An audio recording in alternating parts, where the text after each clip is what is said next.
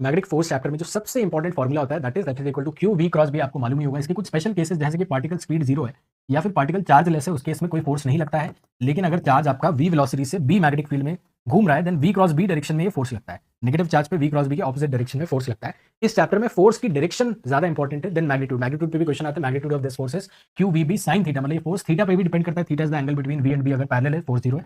We और B perpendicular है तो उस केस में फोर्स मैक्सिमम है, ये चीज भी ध्यान रखनी है। आई रिपीट, वी और बी पैरेलल है तो साइन थीटा आपका जीरो हो जाता है, फोर्स की वैल्यू जीरो हो जाती है। और वी और बी एंटी पैरेलल, उस केस में भी zero, theta equal to 90 degree पे मैक्सिमम फोर्स होता है। अब एक केस जिसमें आपको सबसे ज्यादा क्वेश्चन आते हैं वो ये 90 डिग्री वाला ही केस है, जहां पे आपको फोर्स हमेशा परपेंडिकुलर टू वेलोसिटी आता है, उसकी वजह से मैग्नेटिक फील्ड का कोई वर्क नहीं होता है, मैग्नेटिक फोर्स कोई वर्क नहीं करता है, स्पीड और काइनेटिक एनर्जी कांस्टेंट रहती है। इस पे थ्योरेटिकल क्वेश्चन आए हुए जेईई मेन में।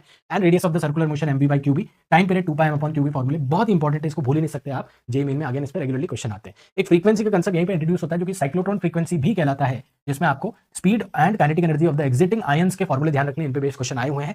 लेकिन इस केस में आपको ये बात ध्यान रखनी कि कोई वर्क नहीं होता है, मतलब यूनिफॉर्म सर्कुलर मोशन है, कांस्टेंट स्पीड से सर्कुलर मोशन हो रहा है, ठीक है जी। उसके अलावा आपको एक हेलिकल पाथ का कंसेप्ट जिसमें वेलोसिटी और मैग्नेटिक फील्ड एक थीटा एंगल पे होते हैं, परपेंडिकुलर नहीं होते हैं, थीटा एंगल पे होते हैं। उस केस में पिच यानी कि distance travelled in one complete cycle में कितना डिस्टेंस ट्रैवल करेगा, तो that is pitch which is V parallel into T, है ना। तो ये टाइम पीरियड है, वी पैरेलल को उससे मल्टीप्लाई कर दो, फॉर्मूला रखने की जरूरत नहीं है। Similarly radius of the helical path क्या हो जाएगा, रेडियस के लिए आप M V perpendicular by Q भी यूज कर लो, फॉर्मूला रटने की जरूरत नहीं अगर कंसेप्ट मालूम है तो। इसके अलावा एक डिफ्लेक्शन का केस होता है बच्चों, थीटा एंगल कितना डिफ्लेक्ट हो गया, डी डिस्टेंस मैग्नेटिक फील्ड में ट्रैवल किया, तो साइन थीटा की value D divided by R, again रखने की जरूरत नहीं, डी बाय आर से आप ये फॉर्मूला दिमाग में रख सकते हो। एक स्पेशल केस जहां पे दोनों मैग्नेटिक फील्ड और इलेक्ट्रिक फील्ड लग रहे हैं, तो चार्ज पे इलेक्ट्रिक और मैग्नेटिक फील्ड दोनों के फोर्सेस लगेंगे और दोनों ऐड हो जाएंगे, तो बेसिकली ये लॉरेंस फोर्स वाली कंडीशन है, जहां पे आपको स्पेशल केस वेलोसिटी सेलेक्टर का कई बार पूछा जा चुका है एग्जाम में। तो ध्यान देना ये क्या होता है, अगर आपका इलेक्ट्रिक फील्ड और मैग्नेटिक फील्ड परपेंडिकुलर है और वेलोसिटी भी परपेंडिकुलर, मतलब तीनों म्यूचुअली परपेंडिकुलर वेक्टर्स दिए हैं, तो पार्टिकल का मोशन यूनिफॉर्म यानी कि कांस्टेंट वेलोसिटी वाला हो सकता है अगर दोनों फोर्सेस एक दूसरे को बैलेंस कर दे।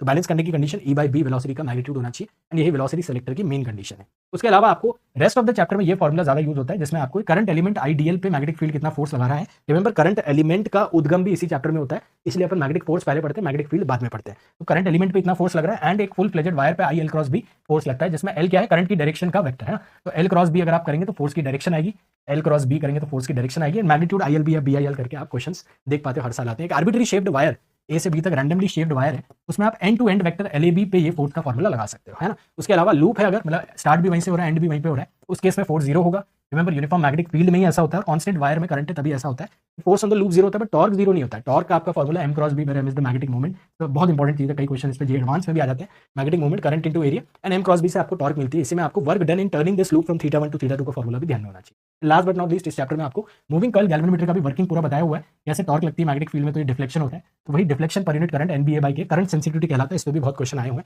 तो इस तरह के शॉर्ट रिविजन के लिए चैनल पर सब्सक्राइब